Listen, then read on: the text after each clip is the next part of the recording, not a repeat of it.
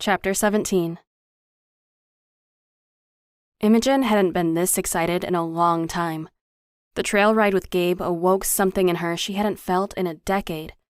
For a limited time, she felt freedom as she rode across the valley and through the woods. The next day, she called Laura, asking if she'd be willing to give her a lesson on one of her horses, stating she was considering riding regularly again. Surprisingly, the horse trainer agreed readily and invited her to come on over the same day. "Imogen, I'd love for you to come ride with me. You told me a little about your riding experience when I saw you yesterday and how it's been almost a decade, but it's like riding a bike." The equestrian facility was quite posh, not atypical for the level of competition she knew they did, but it had been many years since she'd ridden regularly and lacked the proper clothing. She voiced her concern to the barn owner. "Laura, I'm looking forward to our lesson. Unfortunately, it's been so long since I've taken lessons that I don't have breeches or tall boots. Just wear what you wore to ride the trail. I won't have you jumping the first day. It's really a chance to put you through some paces and see what you know." "I'm sure it's surprisingly little, actually." "Maybe, but we'll have fun anyway. I've got everything you need. If you decide you want to keep riding, well, then we can go shopping." "Sure, I guess."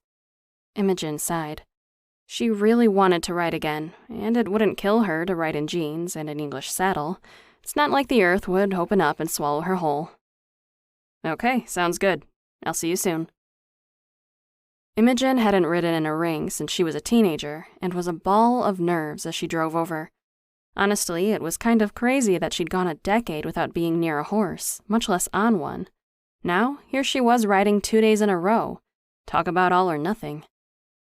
Cookie, barred from coming with her, had to be bribed with an elk antler to remain behind and keep Joe company. Imogen felt badly, but promised her a good walk in the woods when she returned. Did it ever get old, driving down and seeing white fences for acres, broken up by lush grass and the dotting of horses? Okay, she admitted, so maybe the grass wasn't so lush in late October, but she could picture how lush and green it would appear in spring. As she parked and got out, she couldn't help but feel slightly out of place, patting her hair back into place nervously. It was one thing to ride on a backwoods trail in jeans and her muck boots, but this was a stunning equestrian facility, and she was not dressed for the occasion.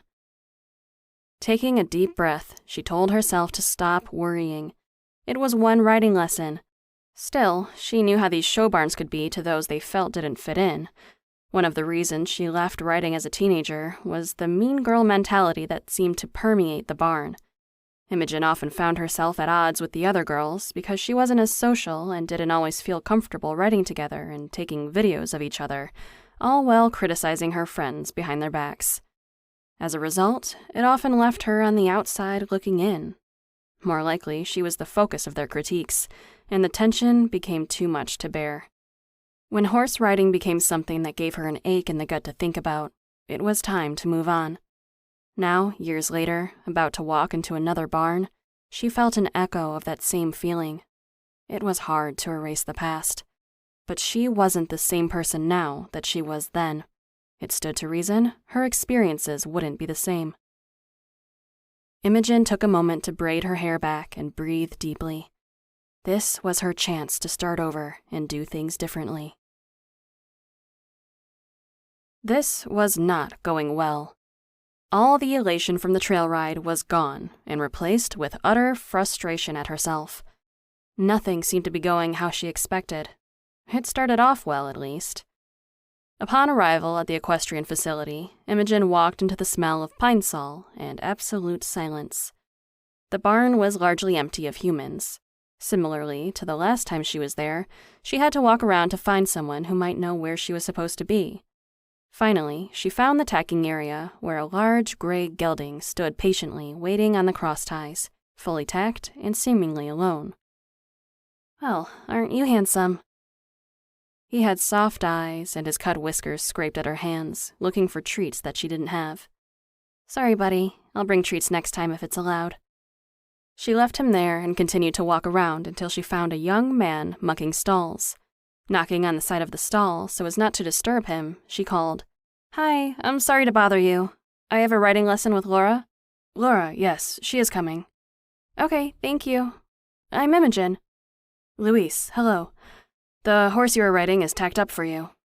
"The gray?" Imogen cocked her head in the direction of the cross ties. Yes, Plato is his name. He is very kind, very quiet. Awesome, thank you so much. Hopefully I'll see you around. Thanks for tagging him up. Imogen waved a goodbye and returned to the horse, unsure what she was supposed to do now but wait. The horse was groomed and tacked. She didn't need to do anything. Pulling up a small stool to the side of the grooming stall, she sat and waited for her trainer to arrive. Laura was late. It wasn't more than 15 minutes, but having asked Imogen to arrive at 11:45 for a noon lesson, she'd now been sitting for 30 minutes just twiddling her thumbs. Patience was not something she had in spades, and it was a little disappointing they were off to this start. When the trainer did arrive, she didn't address the time, but just jumped right into it. Okay, this is Plato. He's an 18-year-old warm blood that we imported from Germany and is now exclusively doing the flat due to his age. He's super sweet and forgiving, so I thought I'd put you on him and we'll do some flat work to see where you are. Imogen nodded. It made complete sense to her. She wasn't going to hold a grudge about the time, and while it was frustrating, she told herself that not everyone was as careful with time as she. Sounds good, Laura. I'm ready. Shall I take him off the cross ties and bridle him? No need. Luis. The groom appeared as if from thin air, but more likely a nearby stall, and deftly bridled the large gelding before leading the horse out of the grooming stall and into the indoor arena. Imogen followed, feeling useless. Laura walked over and took the reins from Luis. Thank you so much. She dismissed him with a glance and handed the reins to Imogen. Mount up. Finally. Imogen took the reins and looped them gently over Plato's head before checking her girth and putting it up 2 holes on the left. Her stirrups appeared to be the right length, but she wouldn't know for sure until she was on. Honestly, she was feeling a little anxious now after sitting there and twiddling her thumbs. This was not how she expected her first lesson back to go. With a deep breath, she put her left foot in the stirrup and swung her leg over. Plato stood placidly, head down and dozing already. Well, at least he wasn't about to bolt, she thought to herself wryly. She wiggled her legs to wake him up and ask him to move forward, which he did, very, very slowly. So slowly, molasses would have beat them in a race. After a few steps, Imogen stopped and adjusted her stirrups to the best length. All while Laura sat and watched quietly, absorbing and, very possibly, criticizing her internally. She really hoped the lovely woman would be just as lovely as a trainer, rather than a silent tyrant. Finally, she felt centered and balanced in the saddle, and despite having to wake Plato up yet again, note to self, stopping meant napping for the gelding, she was happy to be on a horse. She walked him around on a loose rein, just focusing on forward, and Laura moved to the center of the indoor arena. The ring itself was vast, feeling infinitely larger on the inside than it appeared when she drove by the other day. Imogen didn't know what else to do, so she just walked around the perimeter until, finally, the trainer spoke up in a booming voice.